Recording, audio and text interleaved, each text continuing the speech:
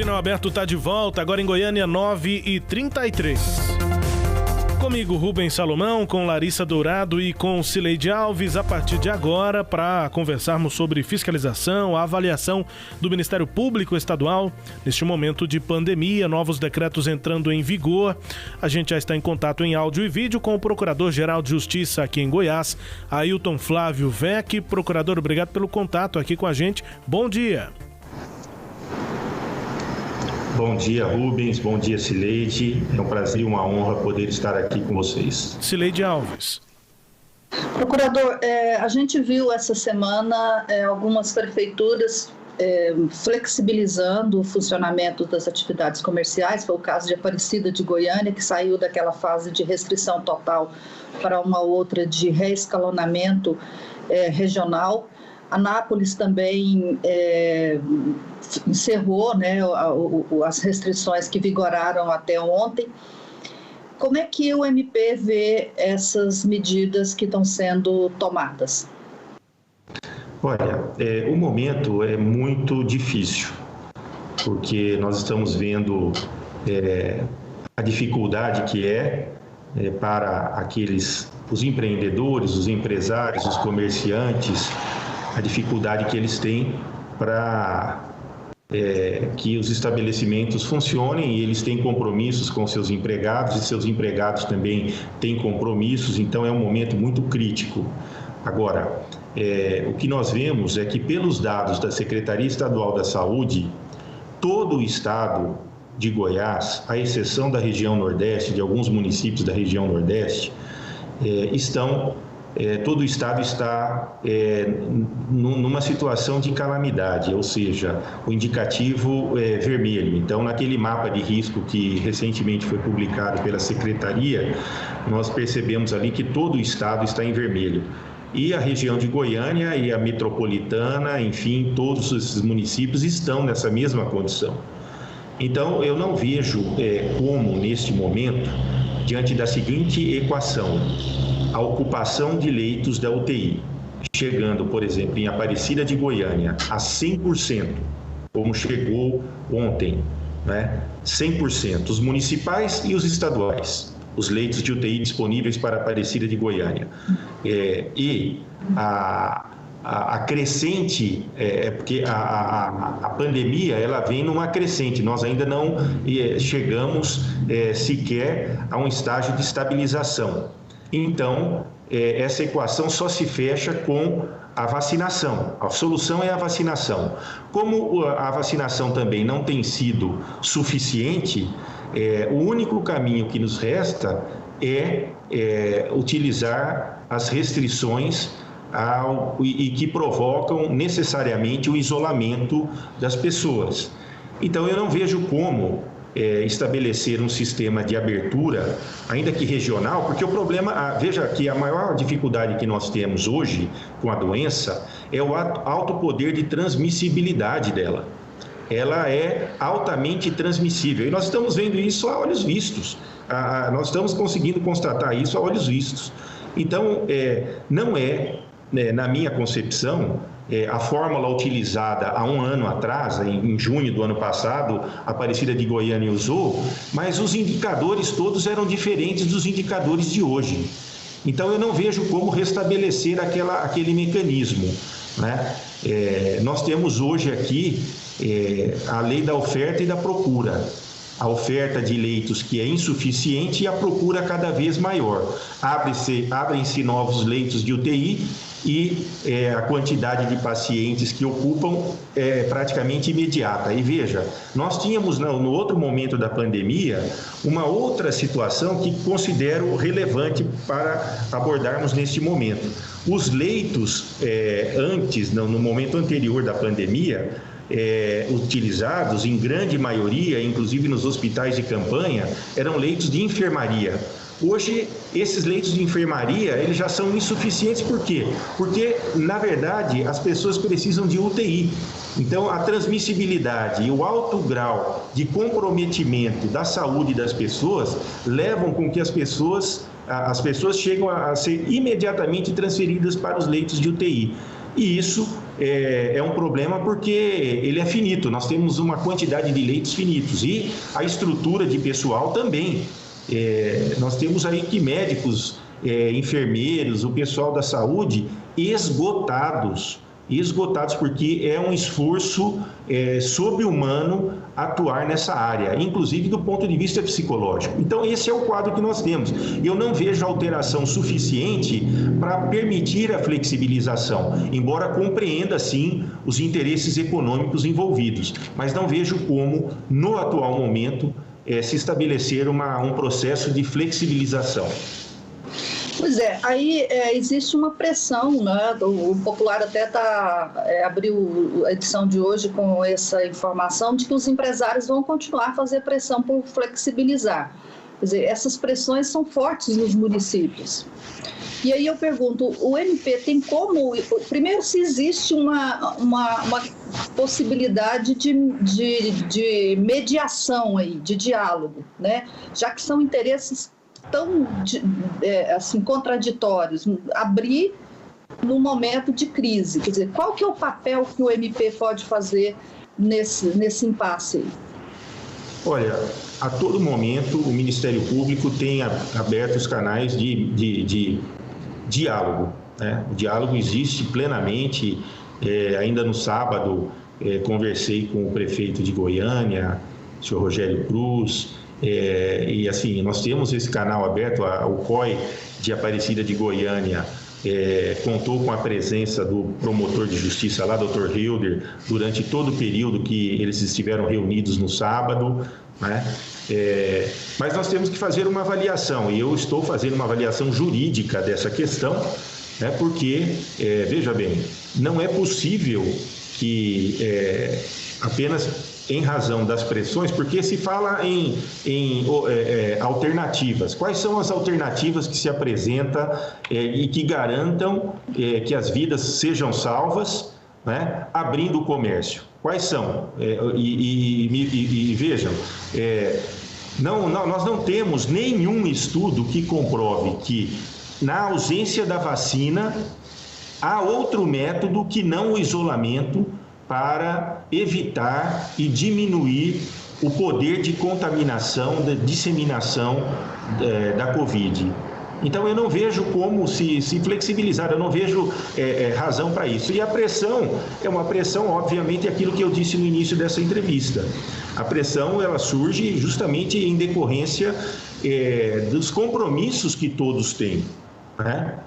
Então, eu já ouvi falar em possibilidades de o Estado mesmo abrir linhas de crédito. Sim, nós temos essas alternativas, mas nenhuma dessas alternativas pode encaminhar no sentido de potencializar o convívio e as aglomerações. Então, nós temos que... A fórmula é uma só: isolamento, se não temos a vacina, porque não temos capacidade de atendimento da população. Assim, agora, vamos abrir o comércio? Vamos abrir o comércio, mas aí não há nenhuma comprovação de que a abertura do comércio não prejudica os índices de contaminação. Pelo contrário, o que nós sabemos é que amplia, que aumenta. Então, esse é o grande problema que nós vivenciamos hoje. E eu não vou me furtar de tomar providências, porque se o Estado todo, segundo parâmetros que foram adotados pela Secretaria Estadual da Saúde,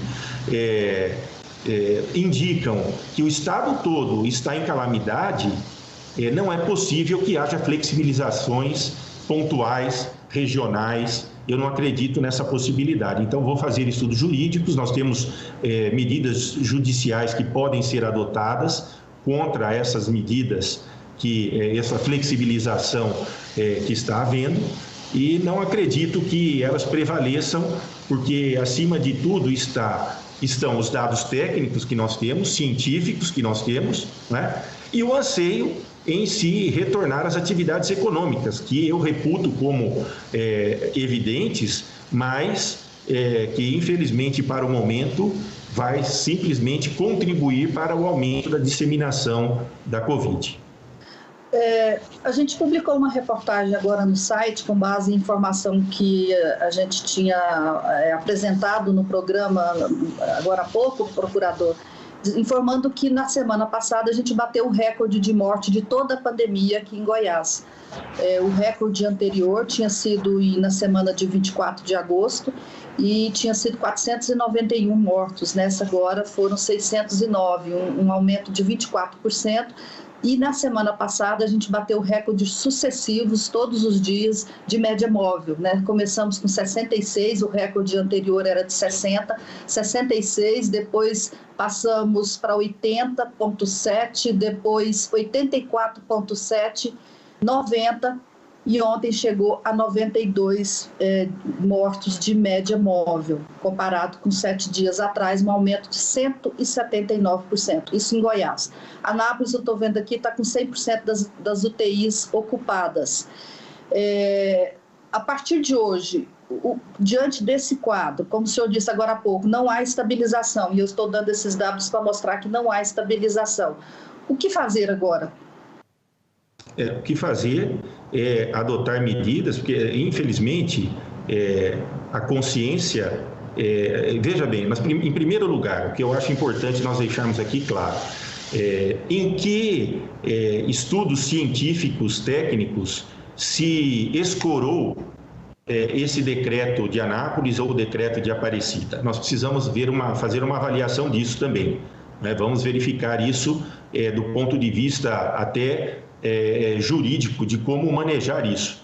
Agora, o caminho que o Ministério Público tem é empregar todos os meios jurídicos para reverter essa situação. Por exemplo, se o decreto está destoando de um balizamento científico que já está estabelecido, é óbvio que uma ação direta de inconstitucionalidade permite esse controle e até a cassação desse decreto. Então, nós vamos usar todos os meios possíveis para que seja respeitada a avaliação feita do ponto de vista técnico-científico. Essa é a questão, né? E nós não podemos nos esquecer que o Brasil está perdendo, nós já perdemos aqui praticamente 3 mil pessoas, né? Diante desse novo quadro de pandemia, o que é absolutamente, assim, além de ser muito triste, constrangedor para o país, né? E para Goiás também. Esse número que você acaba de mencionar, esses números que você acaba de mencionar, né, eles indicam a necessidade de medidas duras, infelizmente, medidas duras. E veja, quanto mais nós adiamos isso, porque há uma resistência. Eu hoje, vindo para o meu trabalho, percebi o grande movimento de veículos nas ruas, né? Nós estamos ainda falando de aglomeração em pontos de ônibus. Para onde essas pessoas estão indo? Então, nós não estamos, na verdade, cumprindo as restrições como deveríamos. Ora, se isso não está acontecendo, o que é que nós estamos fazendo? Nós estamos protelando a retomada da própria economia, porque nós vamos estendendo esse prazo de isolamento sempre, porque ele não é cumprido à risca. E eu vou me lembrar aqui, no início da pandemia, quando Portugal fez um isolamento praticamente total. Tudo parou em Portugal durante um certo período.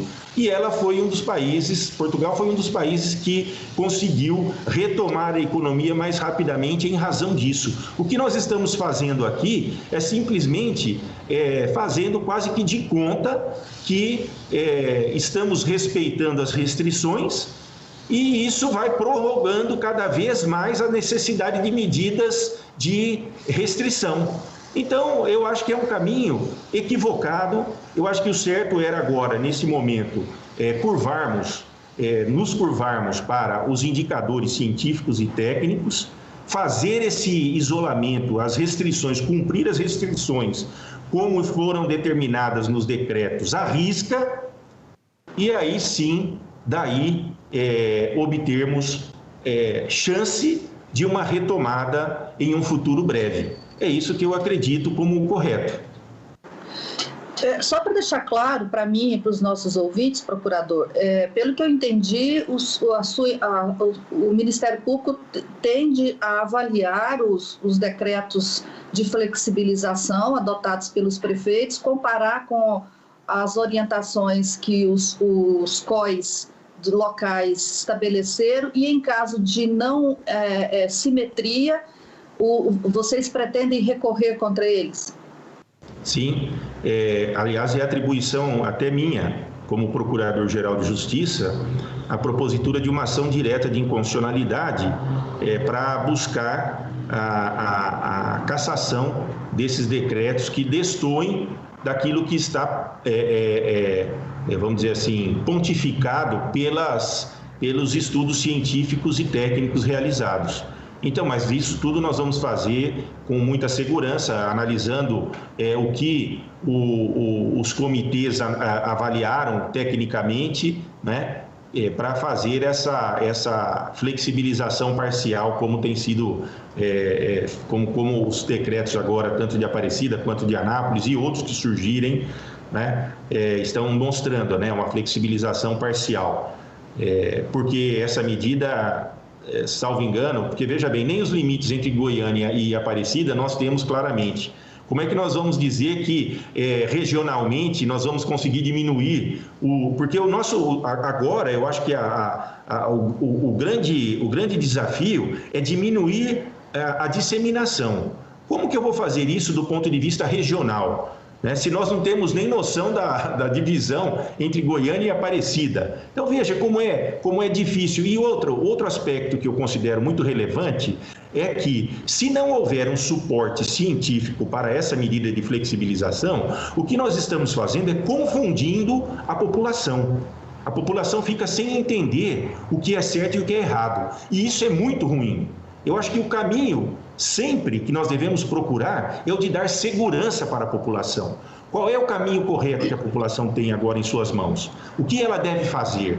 Então, toda vez que nós temos essas pontuais divergências que redundam num outro comportamento do município, isso leva a uma situação de insegurança e de confusão, que é tudo que a população não precisa nesse momento crítico que nós vivemos. Aliás, o pior momento da pandemia. Não estamos falando aqui no ano de 2020, não. Então não adianta a gente usar como exemplo o ano de 2020. Nós estamos vivendo agora e talvez até não estejamos ainda no ápice da doença, mas nós estamos vivendo o pior momento da pandemia, hoje. Nós estamos nesse momento hoje. E é isso que nós temos que levar em consideração.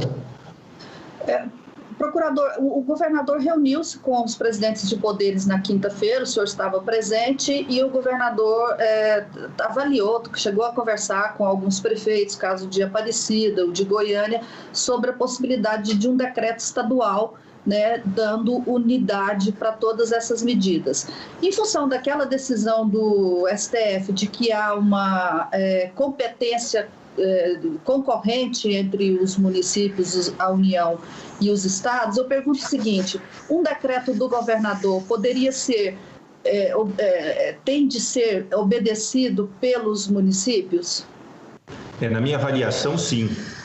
Nós não estamos aqui num sistema de concorrência, de competência, na verdade.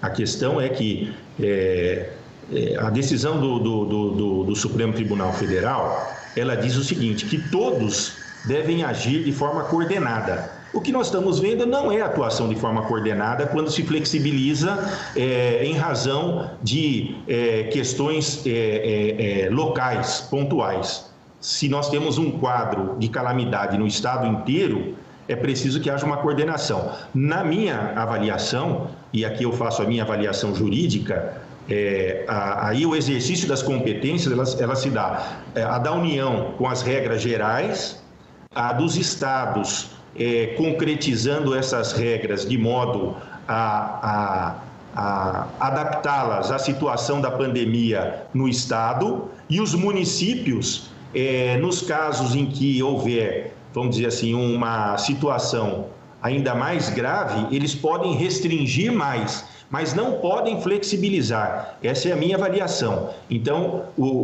a União dita as regras gerais, o Estado, dentro da realidade, também disciplina a questão, e os municípios disciplinam localmente, mas só podem destoar das regras do Estado para restringir ainda mais, não para abrir, diante do quadro de calamidade que nós estamos vivendo. Essa é a questão. Então, todos têm competência? Tem, mas não é para fazer o que quer, né? Porque isso aí geraria o quê? Geraria uma verdadeira bagunça. E não é isso que propõe o Supremo Tribunal Federal nesse caso específico. Há um direcionamento, há que haver uma coordenação, um trabalho coordenado. E é isso que o Ministério Público tem empregado em todo o estado de Goiás e em todo o Brasil, quero dizer.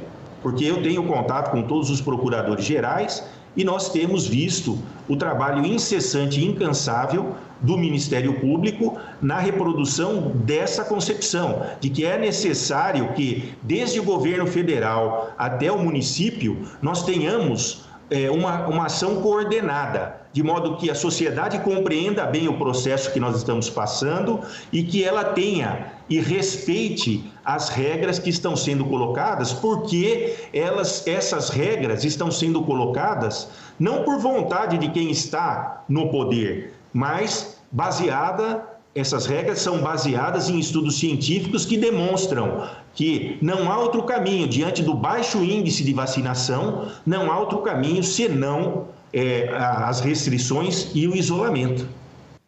O senhor acha que o governador deve tomar essa medida, procurador?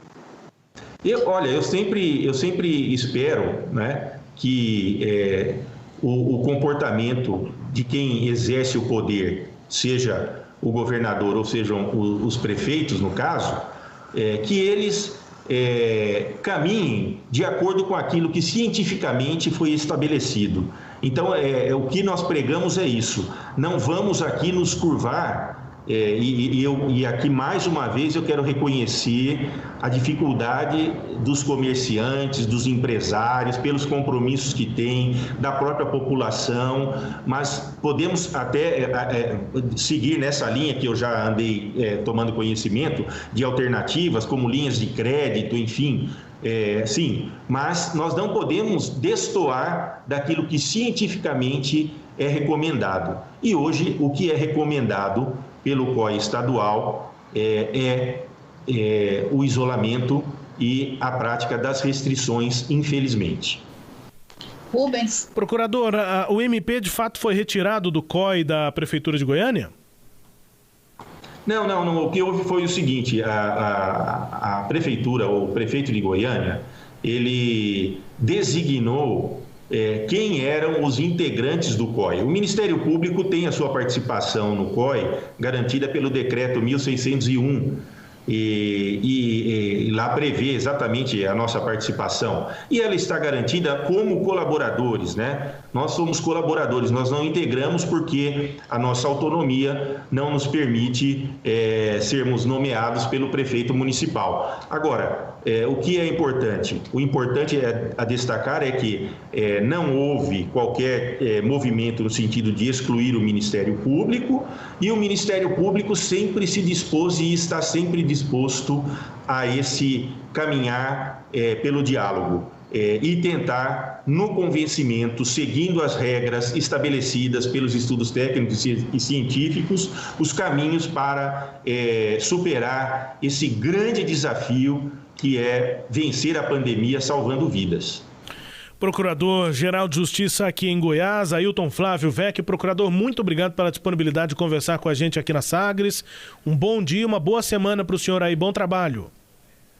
Muito obrigado, quero também aqui agradecer a vocês, Cileide e Rubens, agradecer também aos ouvintes da Rádio Sagres, e quero aqui cumprimentá-los pela responsabilidade que têm na disseminação do conhecimento desse estágio que a sociedade passa, tão crítico, e quero aqui agradecer também o espaço que dão ao Ministério Público. Muito obrigado a todos. Obrigada. Obrigado aqui pela disponibilidade. Conversamos aqui com o Procurador-Geral de Justiça, Ailton Flávio Vecchi. Destaques à íntegra dessa conversa com o chefe do Ministério Público aqui em Goiás. Você confere acessando o nosso portal, o sagresonline.com.br.